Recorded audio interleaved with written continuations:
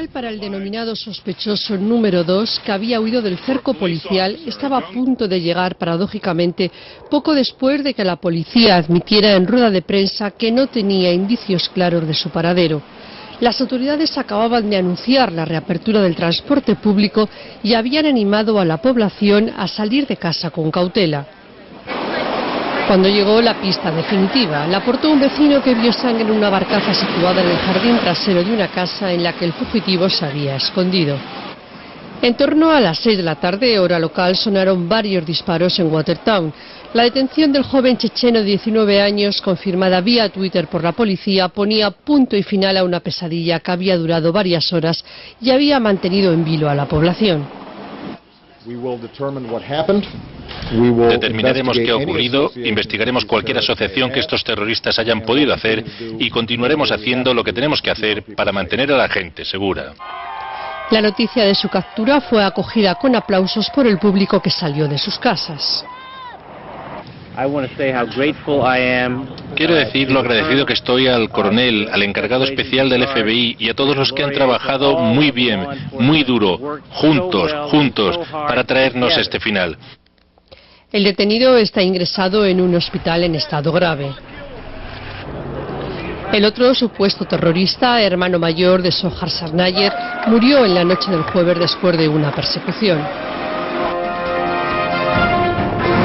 Bien, el debate hasta hace unas horas era qué tipo de derecho debía de tener este detenido, si se debería cómo se debía tratar, si se debía tratar como un caso criminal basado en las leyes civiles de Estados Unidos, las leyes criminales, o si debía ser tratado como un combatiente enemigo y no leérsele sus derechos. Esto es parte de un debate que se ha abierto, no solamente en Estados Unidos, sino en la comunidad internacional, en Canadá precisamente, hace unas horas, y le voy a pedir a Zairena, que está con nosotros y continúa con nosotros, han detenido a un grupo de personas vinculado a la red terrorista Al-Qaeda, y me imagino que de la misma manera que nosotros nos estamos preguntando aquí cómo tratar a esta gente, en Canadá se lo van a preguntar unas horas, pero la noticia la tiene Zairena, que la va a compartir con nosotros. ¿Qué es lo que está pasando? Los dos primeros detenidos, al desmontar toda esta operación que permitía o intentaban hacer un ataque en la red de trenes entre Toronto y Nueva York, son de 35 y 30 años, Raed Yasser y Chiheb Ezekhayer, ambos tunecidos pertenecientes a la red Al-Qaeda, y de la cual ellos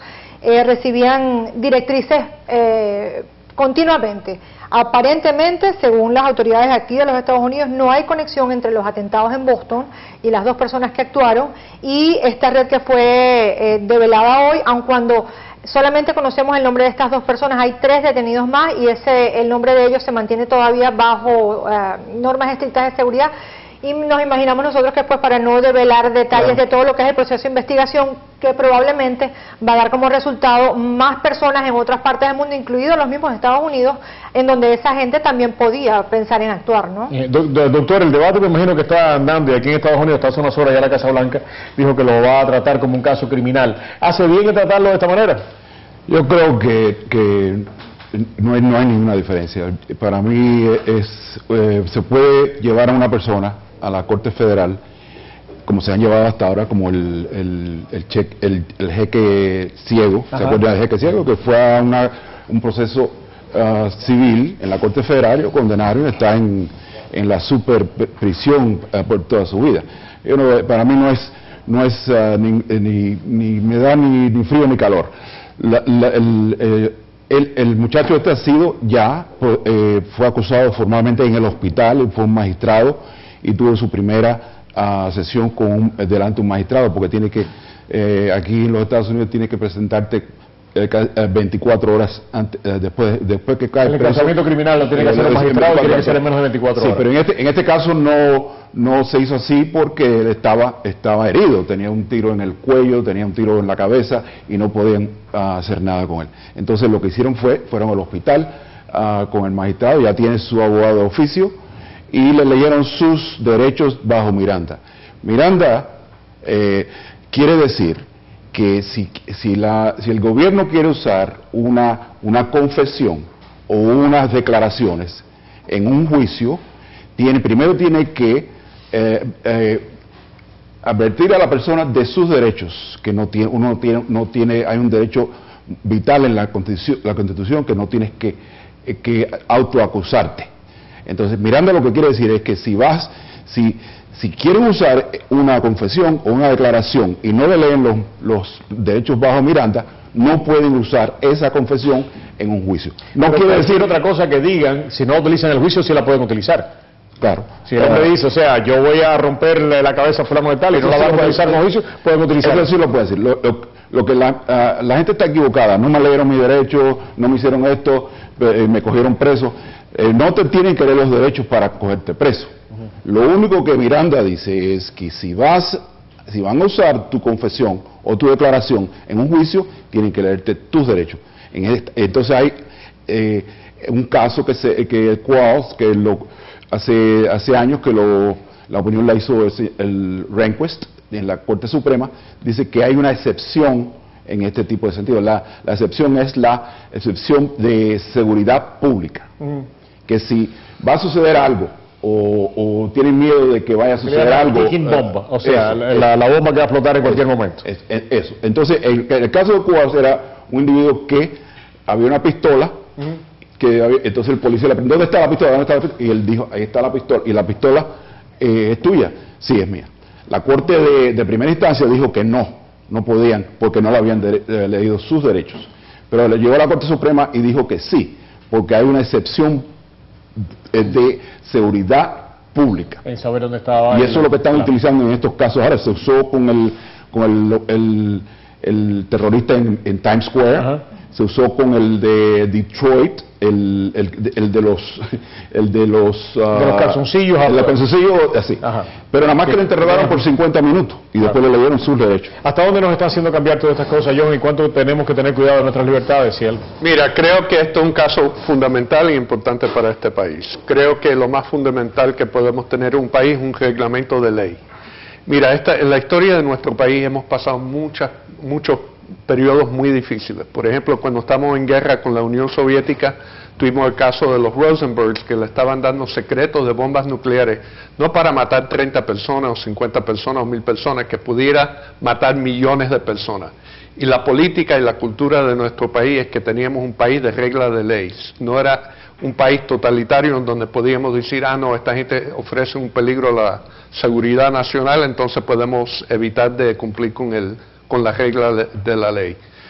Creo que hicieron exactamente lo que tuvieron que hacer en este caso, que era tratar a esta persona como un criminal, que lo es, está presumido inocente de los cargos en contra de él, pero está dentro de un contexto de un sistema criminal, y así se deben mantener estos casos en este país. Yo no sé si ustedes coinciden conmigo y mi apreciación en este caso es que muchísimas veces la lucha por los derechos de cada uno de los habitantes pasa por encima de la necesidad de la población en general de tener seguridad. Y insisto en esto porque muchas veces nos encontramos ante situaciones como esta en donde se discute y causa muchísima inquietud ante la opinión pública el hecho de que si le leyeron los derechos o no al acusado, que hace pocas horas posiblemente acabó con la vida de 3 personas inocentes a quien no le leyeron sus derechos ni le advirtieron que iba a ser víctima de un atentado, o a, por ejemplo, 10 o 14 más que todavía están en el hospital padeciendo posiblemente porque pierdan un miembro de su cuerpo, porque no tienen piernas, porque no tienen manos, o etcétera. En este tipo de casos yo creo que la ley, salvo esas excepciones, debería condicionar más la seguridad nacional de la mayoría. Pero mira, ese argumento es el que estuvieron hablando más temprano en el programa sobre los abusos de los derechos humanos en Cuba. Ese argumento que la seguridad nacional es más importante que un régimen de derecho de ley son el mismo argumento que usan países totalitarios como Cuba, la Unión Soviética y otros países. El primer argumento que siempre usan los países totalitarios, antidemocráticos, es tenemos que proteger la seguridad nacional. Mentira. Estamos perfectamente equipados para proteger la seguridad nacional dentro de un régimen de ley, y se ha comprobado que en 100% de los casos que se han traído estos supuestos terroristas aquí en las cortes criminales aquí en este país, se han condenado y esa gente está cumpliendo tiempo en las prisiones. ¿Por qué seguimos teniendo víctimas? ¿Por qué seguimos teniendo inocentes que pierden la vida a mano de terroristas? Si nosotros sabemos ya que ante este tipo de células, y fíjate, la prueba está en cómo acaban de desmantelar la célula en Canadá, que posiblemente iba a causar cuántos cientos de víctimas. Una pregunta para los abogados que están aquí con nosotros. ¿Ustedes creen que después de los atentados del 2001, septiembre 11 del 2001, se violaron, digamos, los derechos humanos aquí? ¿No fuimos a algún extremo en Estados Unidos? Es que no hemos entendido. No hemos entendido cuál es el enemigo. El enemigo es una religión que se ha radicalizado y no lo entendemos. Aquí nadie entiende que la religión... ¿La religión o algunos sectores de toda esa religión, doctor? Porque Bueno, me parece que también que la religión es un poco peligrosa, ¿no? Yo no sé, pero yo leí bastante acerca del Islam, bastante. Y siempre hemos tenido estas ramas del Islam que son fundamentalistas, que son arranca pescuezo. Si tú vas a España, en el 1400 y pico, cuando los moros que llegaron ahí primero se acostumbraron a la riqueza y al vivir bien, llamaron a unos moros del norte de África, los almohades, para acabar con los moros ahí, porque no llevaban el Corán como tenía que llevar. Oye, pero aquí nos equivocamos. La semilla de la violencia está en la religión, en el Corán. Y dice, no, que la mayoría de los musulmanes son pacíficos, ok, ¿y dónde están?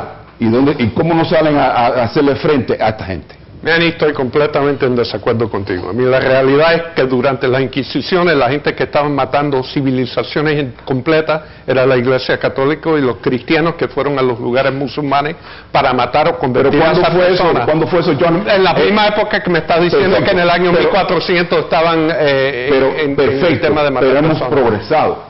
¿A quién tú ves hoy católico o cristiano que va a un lugar y mata a 50 personas por nada? La religión musulmana se ha estancado en el siglo VIII, sí, mira, y no ha salido de ahí. El terrorismo que pasó con los alemanes, vamos a decir, en el siglo pasado, con el holocausto, en donde los cristianos mataron un grupo judío por razones de religión. Los cristianos, los alemanes eran, sí, los alemanes eran cristianos y querían eliminar toda una raza. Fue un movimiento dirigido por gente cristiana. Esa gente no eran ni cristianos, esa gente fascista, eran la misma forma que los musulmanes que están haciendo eso. Pero esa gente no eran cristianos. Esa es la persona que los nazis, si lo hablamos todo no podemos entendernos. Vamos a que yo termine el argumento, y Saúl quería decir algo y después también Zairena. Manny, estoy de acuerdo que la gente extremista, los fascistas en la religión musulmana no representan el grupo musulmán. Sabemos que la gran mayoría del mundo musulmán no son estos terroristas y rechazan este tipo de terrorismo. No estoy de acuerdo contigo, porque si fuera la gran mayoría de los musulmanes, que son creo que un billón y pico de gente, no hubieran estos problemas. Porque entre ellos mismos consideran como un estereotipo que a lo largo de la historia los ha marcado como asesinos por creencias religiosas. Sí, pero de la misma forma, yo coincido con el doctor, si ellos de verdad la mayoría fueran, ellos mismos internamente hubiesen hecho fuerza hace rato por cambiar el estigma que tienen. No progresan. Vamos a Saúl, me quedan 30 segundos. Simplemente tú fuiste el que provocaste todo esto. No, yo sé. ¿Cómo se trató a los presos terroristas? O supuestamente terroristas, no en la prueba de que Guantánamo, las torturas para hacerlos hablar. ¿Cómo se mira eso ante la ley de Estados Unidos? La tortura ellos dicen, hay un memorándum del Departamento de Justicia, que es lo que se puede hacer. Doctor, perdón que le interrumpa, te voy a pasar a la publicidad, después seguimos todos hablando de este tema, porque en Guantánamo también ahora hay una huelga de hambre, dando cualquier cantidad de cosas. Vamos a hablar de estos temas cuando regresemos.